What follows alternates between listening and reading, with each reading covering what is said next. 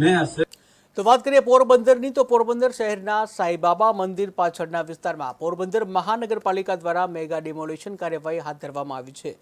પાણી નિકાલના માર્ગો ઉપર વર્ષોથી થયેલા ગેરકાયદેસર દબાણોને દૂર કરવા માટે 140 પોલીસ બંદોબસ્ત સાથે કાર્યવાહી શરૂ કરવામાં આવી, જ્યાં કાર્યવાહીમાં 40થી વધારે દબાણો છે એ દૂર કરવામાં આવ્યા છે, જેમાંથી ઘણા બંધારણો જે જમીનદોસ્ત કરવામાં આવ્યા છે, ત્યારે અત્યાર સુધીમાં 3 થી 4 મકાન તોડી પાડવામાં આવ્યા છે।